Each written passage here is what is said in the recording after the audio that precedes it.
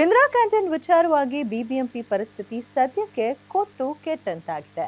ಆಹಾರ ಸರಬರಾಜು ಕಂಪನಿ ವಿರುದ್ಧ ಈಗ ಸಮರ ಸಾರಿದೆ. ಅಷ್ಟಕ್ಕೂ ಏನಿದು ಬಿಬಿಎಂಪಿ ಇಂದಿರಾ ಕ್ಯಾಂಟೀನ್ ಸ್ಟೋರಿ ಅಂತ ಕೇಳ್ತೀರಾ? Take a look. ಬಿಬಿಎಂಪಿ ಕೋಟಿ ಕೋಟಿ ಎಳವಟ್ಟು, ಹಣ ಕೊಟ್ಟು ಶಾಕ್ ಆದ ಬಿಬಿಎಂಪಿ.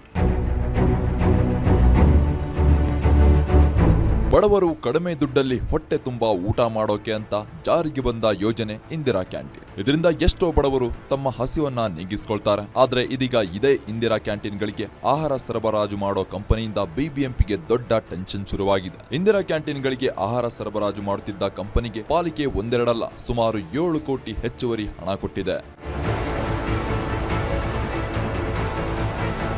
ಇಂದಿರಾ ಕ್ಯಾಂಟೀನ್ಗಳಿಗೆ ಆಹಾರ ಸರಬರಾಜು ಮಾಡುತ್ತಿರುವ ಶೆಫ್ಟ್ ಟೇಕ್ ಕಂಪನಿ ಪಾಲಿಕೆಯಿಂದ ಹೆಚ್ಚುವರಿ ಹಣ ಪಡೆದಿದೆ. ಪಾಲಿಕೆಯ ದಕ್ಷಿಣ ವಲಯದಿಂದ ಹೆಚ್ಚುವರಿಯಾಗಿ 7 ಕೋಟಿ ಹಣ ವರ್ಗಾವಣೆಯಾಗಿದೆ. ಈ ಹಿಂದೆ ಪಾಲಿಕೆ ಬಿಲ್ ಪಾವತಿ ಮಾಡಿಲ್ಲ ಅಂತ ಇದೇ ಕಂಪನಿ ಕೋರ್ಟ್ ಮೆಟ್ಟಿಲೇರಿತ್ತು. ಬಿಲ್ ಪಾವತಿ ಮಾಡುವಂತೆ ಪಟ್ಟು ಹಿಡಿದಿತ್ತು. ಆಗ ಪಾಲಿಕೆಗೆ ಹೆಚ್ಚುವರಿ ಹಣ ನೀಡಿರುವ ವಿಚಾರ ಮನದಟ್ಟಾಗಿದೆ. ಆದರೆ ಈ ತಪ್ಪಿನ ಅರಿವಾದ್ರೂ ಕಂಪನಿ ಸೈಲೆಂಟ್ ಆಗಿದೆ. ಹೀಗಾಗಿ ಪಾಲಿಕೆ ಕೆಂಗಣ್ಣಿಗೆ ಗುರಿಯಾಗಿದ್ದು ಹೆಚ್ಚುವರಿ ಹಣ ವಾಪಸ್ ಪಡೆಯಲು ಪಾಲಿಕೆ ಸಿದ್ಧತೆ ನಡೆಸಿದೆ. ಹೈಕೋರ್ಟ್ನಲ್ಲಿ ಕೇಳ್ತಾ ಇದ್ರು.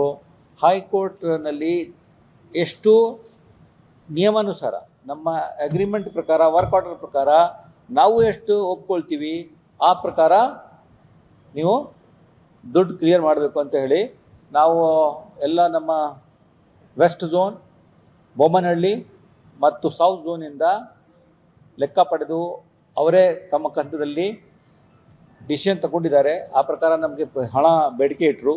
ಆ ಹಣ ನಾವು ಝೋನಲ್ ಕಮಿಷನರ್ಸ್ಗೆ ಕೊಟ್ಬಿಟ್ಟು ಅವರಿಂದ ಪೇಮೆಂಟ್ ಆಗಿದೆ. ನಮ್ಮ ಪ್ರಕಾರ ಹೆಚ್ಚುವರಿಯಾಗಿಯೇ ಪೇಮೆಂಟ್ ಆಗಿದೆ. ಅವರಿಗೆ 7 ಕೋಟಿ ನಾವು ಅವರು ಕೂಡ ವಾಪಸ್ ಪಡಿತೀವಿ ಅಂತ ಕೂಡ ಕೋರ್ಟ್ಗೆ ಹೇಳಿದ್ದೀವಿ.